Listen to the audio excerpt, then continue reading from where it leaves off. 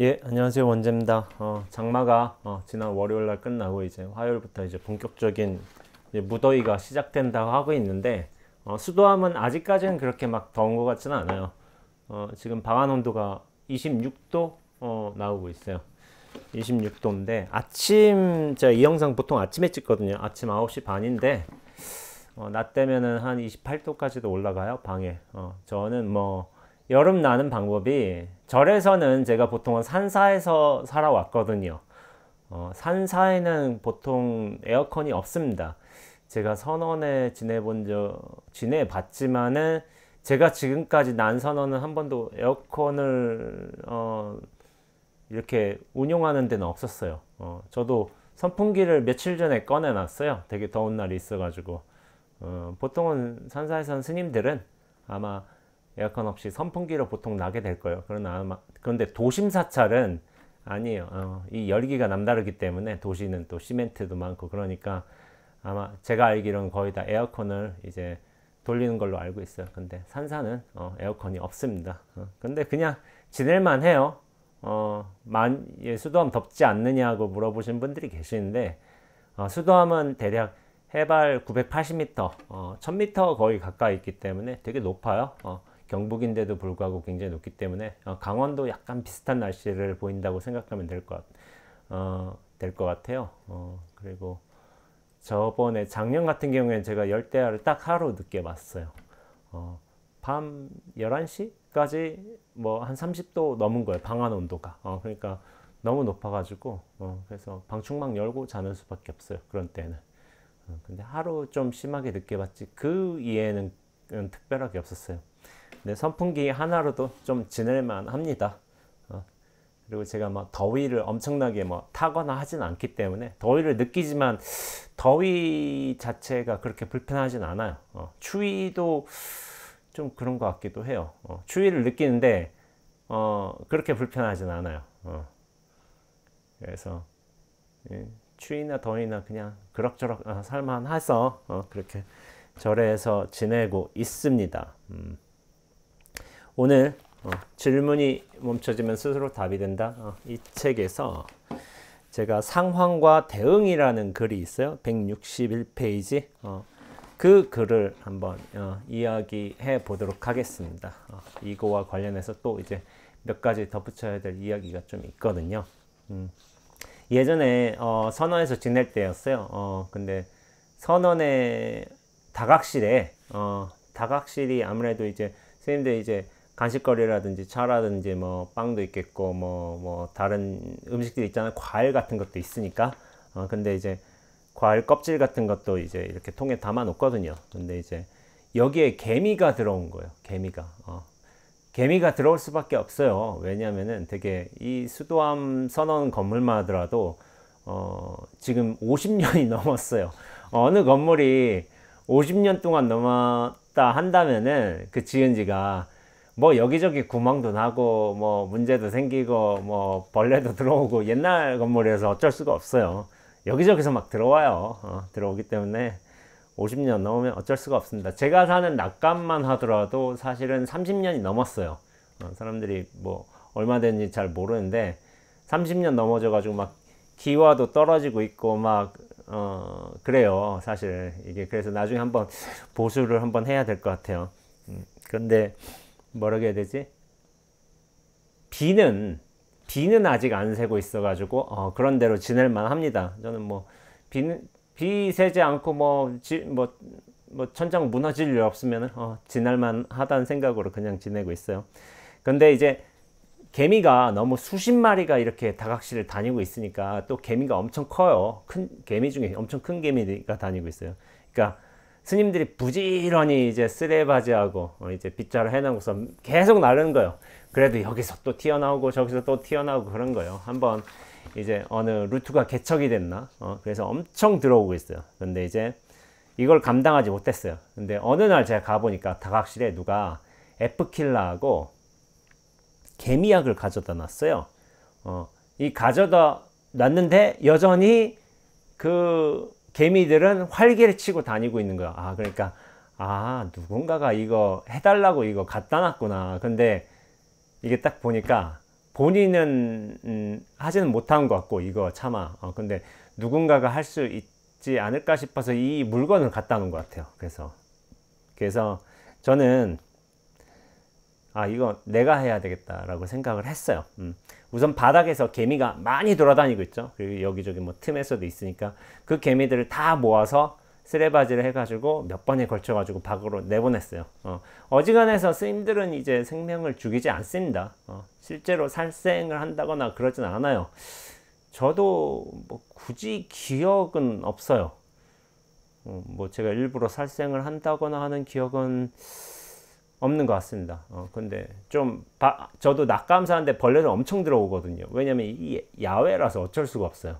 그리고 방충망이 있다고 해도 또 틈사이 뚫고 들어오고, 지금은 그러진 않는데 되게 벌레가 많이 들어와요. 근데 이제 종이컵이 있거든요. 종이컵 이렇게 탁 눌러가지고 뭐 책받침 같은 거 있다고 해야 되나? 그런 걸 탁 해가지고 하면은 여기 안에 들어가잖아요. 그럼 계속 내보내요. 하루에 이게 엄청나게 많아요. 많은데 그렇게 하죠. 어쩔 수 없어요. 야생에 가까운 집에 살면은. 그래서 저는 개미들을 다 모아가지고 일단 밖에 내놨어요. 내놓은 다음에 개미들이 지나다니는 길목에다가 이제 F킬러 같은 거 뿌려놨어요. 뿌려놓고, 그리고 개미약도 놓았습니다. 그러니까 확실히 그런 작업을 좀 꼼꼼하게 하다 보니까 그날 이후로 개미가 거의 나타나지 않았어요. 확연하게 줄었죠. 근데 이제 많은 분들이 좀 이런 생각도 하실 것 같아요. 저 개미를 해치는 일이고, 개미를 죽이면서 그쪽 개미약을 놓았으니까 분명히 개미는 거기 근처에 왔다 갔다 하는 개미는 죽을 거 아니에요. 그러니까 그 업보가 생기잖아요. 업보가 생긴다고 하기 때문에 그래서 그게 두렵지 않으냐라고 이제 생각하실 분들도 있어요. 근데 여기에 대해서 이제 제가 말씀드려 볼게요. 개미를 죽이는, 개미를 또 해치는 분명히 업보가 있을 수도 있죠. 근데 저는 여기에 대해서 아직 잘 모르겠다고 했어요. 그 업을 받는 내가 실제로 있는지 없는지도 잘 모르겠다고 그렇게 써놨죠. 예전에 제가 불교를 한창 믿을 때, 학생 때라든지 아니면 절에 처음 들어왔을 때, 그때는 업이나 과보, 그리고 그것을 받는 나라는 것이 분명해 보였어요. 그리고 그렇게 믿었고, 옳은 일을 해야 되고, 그런 일은 절대로 해서는 안 되고, 이런 종류의 생각이 강했죠. 그래서 출가를 해서 제 도반 스님들 몇몇 스님은 저를 이제 범승이라고 불렀어요. 약간 이제 모범만 따지는 그런 승려인 거죠. 근데 비교적 이제 해야 될 일을 하고 하지 말아야 될 일들, 그것들은 이제 절대로 하지 말아야 한다고 그런 생각을 했던 것 같아요. 그래서 제가 소임을 볼 때에도 같은 기순회에서 스님들이 계시잖아요. 또 이제 기본선의 후배 스님들도 오시는데, 제가 청중을 살 때도 있었는데, 제가 이런 게 되게 강했어요. 원칙주의자였어요, 저는. 그래서 원칙에 어긋난 일들은 하나하나 가서 또 지적을 했어요. 그런 일이 있었습니다. 그래서 제가 너무 고지식 해가지고 약간 이제 후배 스님들이나 도반 스님들이 조금 저를 예전에 불편해 했던 기억이 납니다. 원칙주의가 되게 강해가지고 그랬던 기억이 있습니다. 그러면서 지킬 걸 지켜가면서 수행도 열심히 했죠. 그런데 언젠가부터 수행을 해 나갈수록 내가 분명하게 믿어왔던 어떤 개념들이, 어떤 원칙들이 이상하게 점차 희미해지는 거예요. 그리고 희미해진 것들이 급기야 이거는 잘 알 수 없고 나중에는 모르는 것들이 되어버렸어요. 예전에는 분명했어요. 이건 옳고 이건 그르다. 근데 수행을 해나갈수록 옳고 그름이 이제 희미해진 거예요. 이게 이상했어요. 분명히 내가 옳다고 믿었는데 그런 가치들이, 어떤 의미부여가 무너지는 상황들이 이제 벌어지게 된 것이죠. 그러면서 제가 어떤 중간에 어떤 결론처럼 한 말이 있지만 분별의 알만이 좋은 것이 아닙니다. 어찌 보면 모름이야말로 진정한 자유입니다.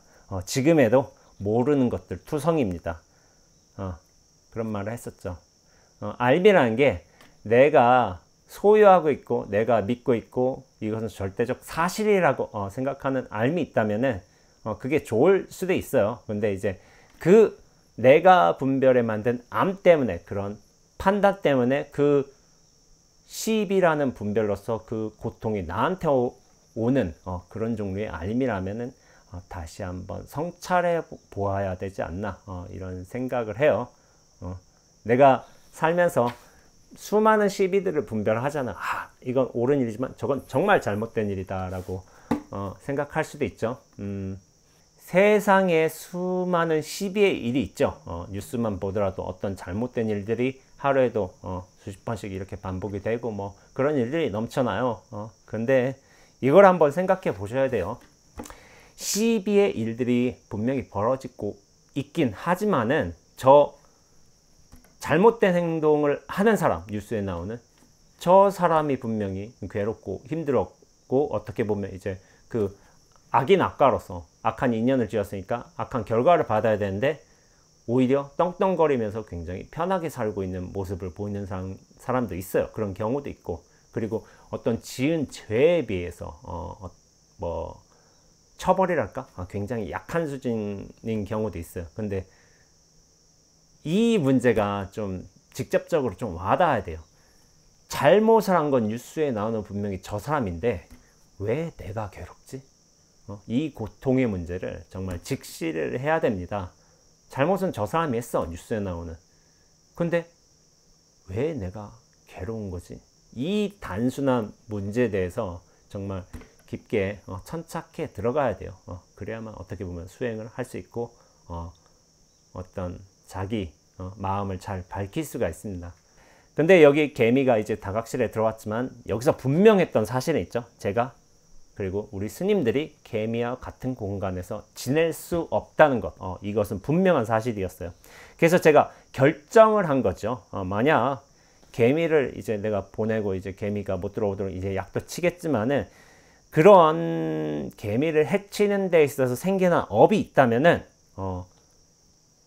내가 그 과보를 받기로 결정을 했다는 거예요.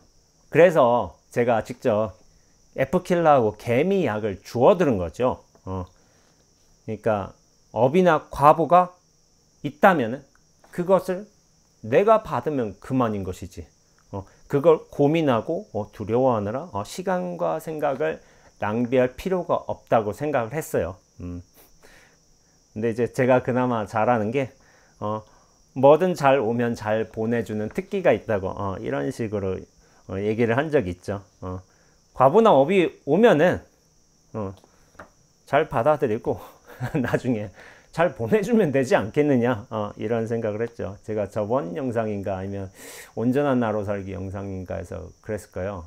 통로, 나라는 건 진정한 의미에서 나는 어떤 통로다, 어떤 과정이다 라고, 어떤 인연이 드러나는 지나가는 과정이다 라고 이런 식으로 설명을 한 적이 있는데, 그래서 업이 오면 내가 받든 내가 보내드리든 일단은 나를 거쳐가든 내가 받아들이겠다, 그런 결정을 했기 때문에 제가 F킬러하고 개미약을 주워 들은 겁니다. 근데 저는 일부러 이런 일을 한 적은 없어요.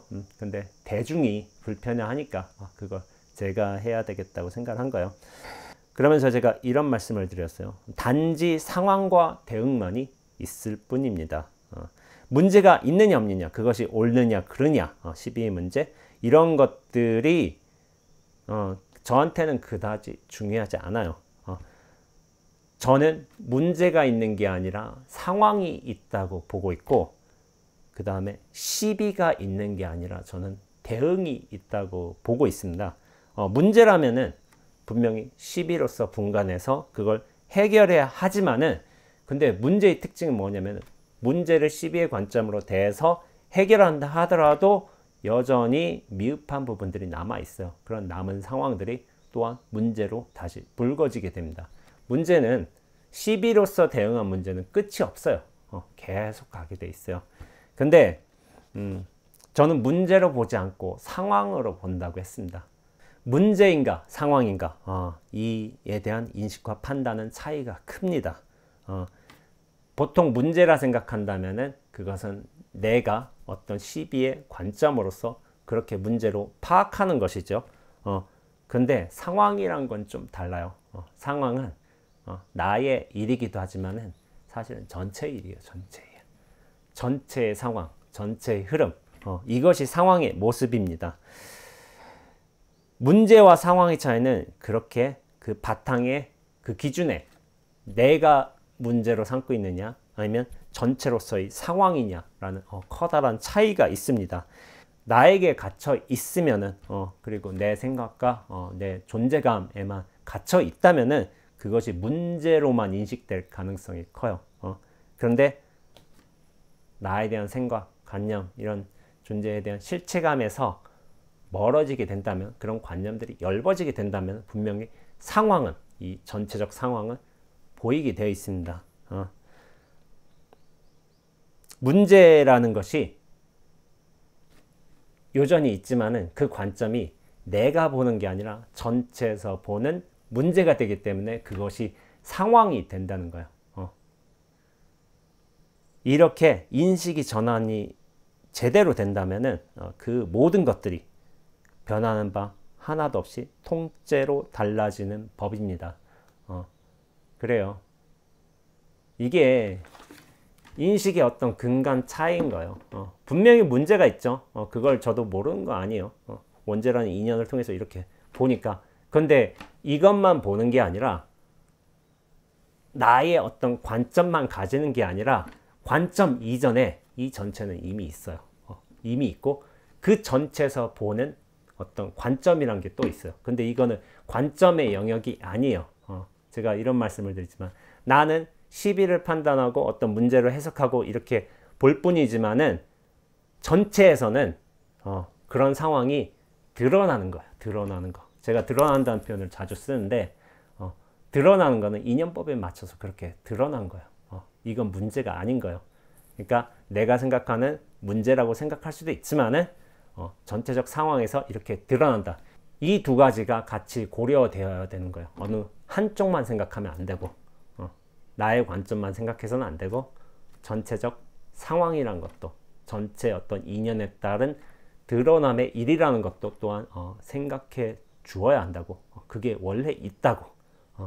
그런 관점의 전환도 필요하다고 저는 생각하고 있습니다. 그리고 무엇을 해야 된다, 하지 말아야 된다. 이런 종류의 뭐 생각을 가지실 수도 있어요. 저는 수행자이기 때문에 어떤 의도적인 살생 같은 거는 하지는 않죠. 당연히. 하지는 않지만은 필요하다면은 정말 그 살생이 필요하다면은 저는 하기로 결정을 했습니다. 그런데 그것이 어떤 저희 개인적인 이제 선호나 기호사항이 아니라 대중을 위해서 대중이 개미 때문에 불편하고 힘들다면은 내가 나서서 해야 되는 것도 저는 맞다고 생각하고 있어요. 남들이 안 하더라도 내가 하면 되지. 과보 있으면 그 업이 있으면 내가 받으면 되지. 저는 그런 생각을 하고 있습니다. 예전에 제가 이제 온전한 나로 살기 불교방송 BBS에서 제가 그런 프로에서 한번 이런 얘기에서 제 출가 이야기를 하면서 제가 출가 이후에 부모님 댁을 찾아뵙는다고 했죠.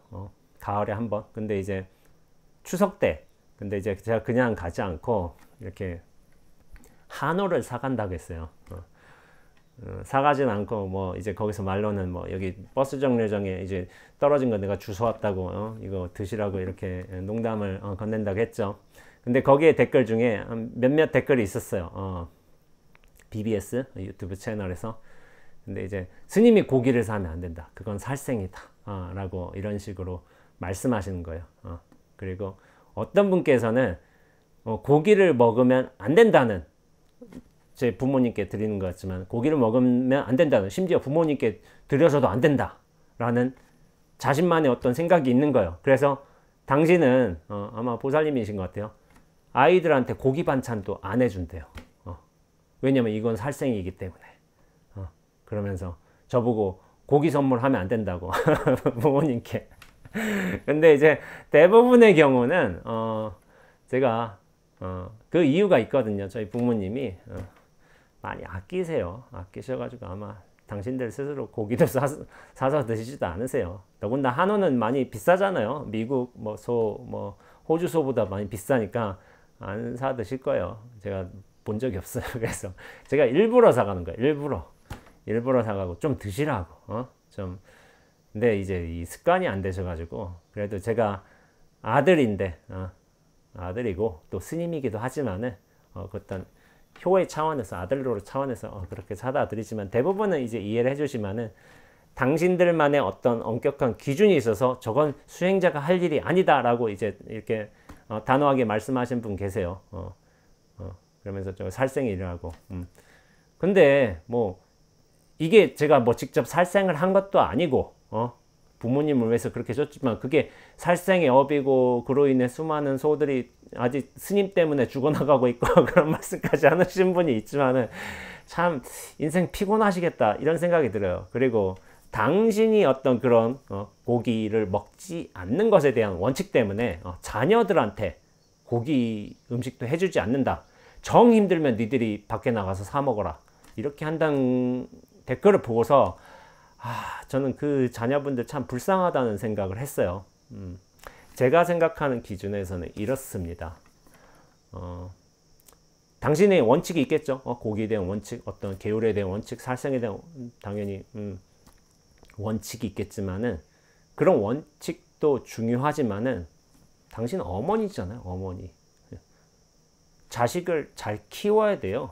잘 키워야 되고 영양 같은 것도 잘 고려해가지고 잘 먹여야 되고 그것이 어머니의 역할 중에 하나예요. 분명히.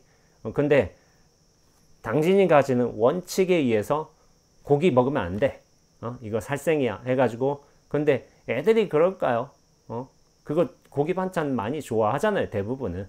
대부분 좋아하는데 자기의 원칙에 의해서 자녀가 고기를 못 먹는다든지 심지어 저는 고기라는 게 영양학 관점에서 그래요. 채식이 물론 좋기도 할 거예요. 절에서는 대부분 거의 채식을 하지만은 근데 이게 어떤 영양의 균형학 관점에서는 다양한 음식물을 섭취하는 것도 맞습니다. 그런데 어떤 의미에서 그런 식으로 자기 믿음에 의해서 아이들에게 고기를 안 해준다 하면은 저거는 어떤 의무 방기예요. 제가 볼 적에는. 자기의 어떤 믿음 때문에 안 해주는 거잖아요. 정 힘들면 사 먹으라고. 저 애들이 뭔 고생이야. 하지만은 제가 생각하는 어머니의 입장에서는 믿음에 의해서 그런 가치 훼손이 일어난다 하더라도 어머니 역할이라는 게 있잖아요. 저는 오히려 이게 맞다고 생각을 해요. 내가 이런 계율을 어기고 내 가치, 믿음에 반한 일이 있다 하더라도 그런 고기를 먹이는 데 대한 어떤 업과 죄가 생성된다 하더라도 내 어미로서의 역할로 애들을 잘 키우는 게 우선이라고 저는 판단하기 때문에 이 업은 그런데 생긴 업은 제가 다 받겠습니다.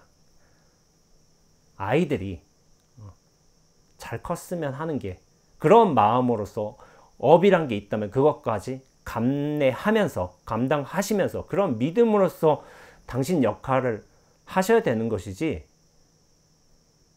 내 믿음 때문에 니들 안 돼 라고 하는 건 그거는 어미의 역할은 아니다. 자세도 아니고 마음가짐도 아니고 저는 잘못됐다고 생각하고 있습니다. 나의 어떤 기본 원칙이란 게 있을 수도 있는데 전체적 상황이란 것도 있다고 했잖아요. 제가 나의 어떤 믿음과 관념이 있겠고 전체적 상황이 있어요. 이게 잘 같이 가야 돼요. 같이.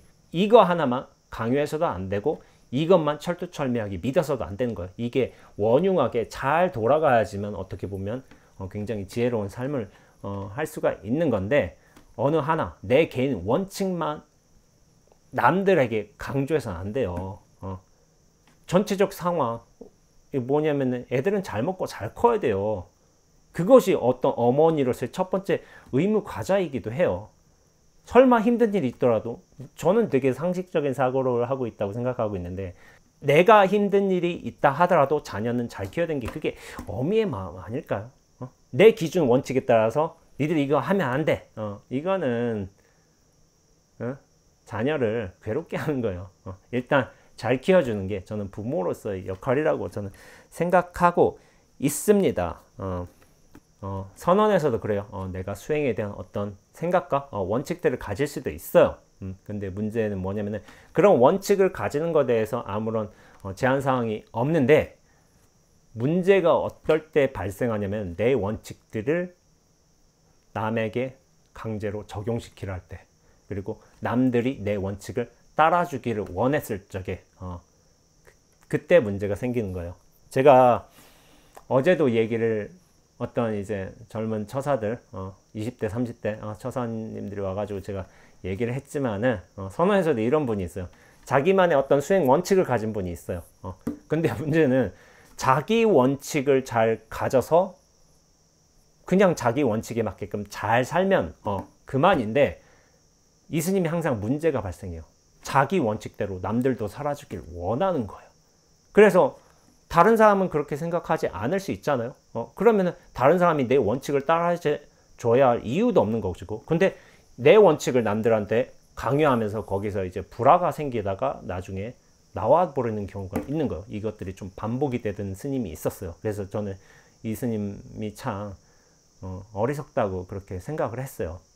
왜 그러냐면은 내 원칙이 정말 옳고 이게 좋다고 생각한다면은 이것이 어떤 식으로 상대방에게 들어가야 되냐면은 내 원칙대로 내가 꾸준하게, 내가 성실하게, 내가 정말 본이 되도록 그렇게 잘 살면 돼요. 그럼 다른 사람도 볼 거 아니에요. 자기가 사는 모습들을.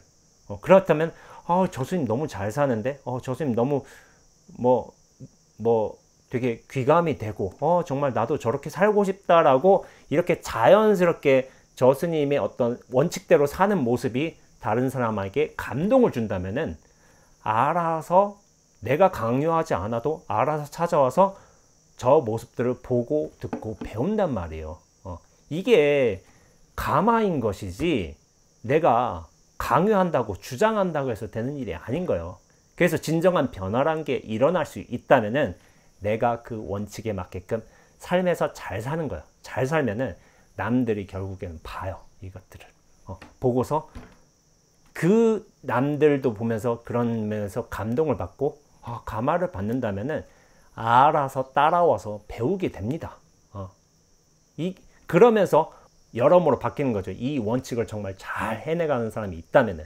그래서 진정한 변화라는 거는 저는 이런 가마에 의해서 벌어진다고 생각하고 있지, 내 주장을 이렇게 올곧게 한다고 해서, 그리고 남한테 적용시킨다고 해서 되는 게 아닌 거예요. 저는 그렇게 생각하고 있어요. 정말 자기가 잘 살면은 이 원칙이 정말 맞다고 생각하고 있고 이게 진리에 부합한다면은 사람들은 그걸 보고 듣고 느낀단 말이에요. 그래서 따라오게 돼 있어요. 그러니까 자기가 얼마나 진실하게 잘 사느냐, 그게 중요한 요소인 것이지, 내가 얼마나 똑똑한 원칙을 가지고 있느냐, 이것이 얼마나 옳느냐, 얼마나 바람직하냐, 이건 중요한 기준이 저는 아니라고 생각하고 있어요. 잘 살면은 사람들도 다 봅니다. 따라오게 되어 있습니다. 그만큼 자기 삶에 대해서 굉장히 철저하게, 그러면서 올바르게 꾸준히 나아간다면은 결국 알게 모르게 그런 변화의 조짐들이 나타나게 돼 있고, 그것이 어떤 종류의 큰 흐름으로서 형성될 수 있다고 생각을 해요. 좀 시간이 걸리고 좀 힘든 일일 수도 있겠지만은 삶으로서 그렇게 살아야지만 변화가 일어나는 것이니까. 근데 저는 이것이야말로 이제 진정한 변화라고 생각하고 있어요. 그래요. 다각실에 이제 개미를 없앴는데 제가 직접적으로 막 죽이지는 않았죠. 약을 뿌려놨으니까. 근데 이제 저는 대중들을 위해서 이런 행동을 해야 된다고 저는 생각을 하고 있어요. 선악과 어떤 시비의 문제가 있을 수도 있지만은, 그게 없는 게 아니지만은, 근데 내가 그렇게 하기로 결정을 했다면은, 이 선택을 했고 그 결정에 대한 책임을 지기로 했다면은, 이거는 선악과 시비 전에 사람의 어떤 기본 태도의 문제인 거예요. 이것보다 앞설 수는 없어요. 선악 과보, 시비 과보, 내가 받겠다. 그러면은 거기에 대해서 할 말 없어요. 아이들을 내가 어미로서 아이들 내가 고기도 잘 먹이고 음식도 영양 균형도 잘 맞추면서 잘 키우겠다. 근데 거기로 인한 시비의 문제가 일어났다면 내가 받겠다. 내 어미로서 내가 받겠다. 그럼 거기에 대해서 할 말 없는 거예요. 그게 원래 어미로서 예? 저는 모습이라고 생각을 해요. 그렇게 해야 되는 게 당연한 거고, 그 어떤 시비가 있다 하더라도 선택과 책임, 이 문제가 가장 중요합니다. 그리고 만일 진정한 변화란 게 있다면은 그렇게 생각을 해요.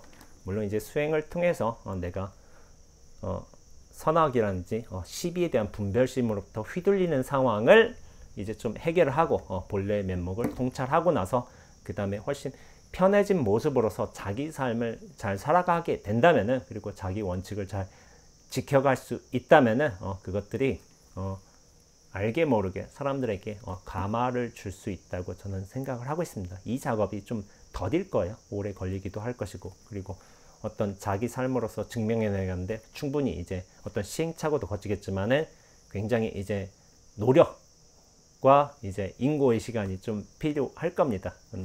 그러나 저는 이것을 진정한 변화라고 생각하고 있고, 내 원칙을 강요한 게 아니라 내가 그렇게 삶으로서 보여준다면은 결국에는 배울 사람은 배우고 따라올 사람은 따라오게 되어 있습니다.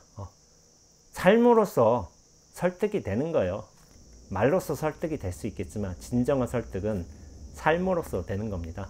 삶을 통한 증명보다 큰 증명이 없어요. 그거는 말 이전의 일이에요. 이미 느낌의 일이고 이미 감동의 일이고 그렇다고 생각을 하고 있습니다. 이 글은 상황과 대응이었어요. 과연 지금까지 내가 문제와 해결로 보았느냐, 이런 인식의 어떤 방법론이 있겠지만은, 다른 한편으로 이거는 전체적인 상황이고 나라는 인연을 통한 대응이다. 저는 이것을 말씀드려보고 싶습니다. 예, 한번 이 문제에 관해서 자기의 삶과 한번 결부지어서 생각해 보셨으면 좋겠다는 차원에서 간단히 영상을 한번 찍게 되었습니다. 예, 여러분들 건강하시고요. 다음 영상 때 뵙겠습니다.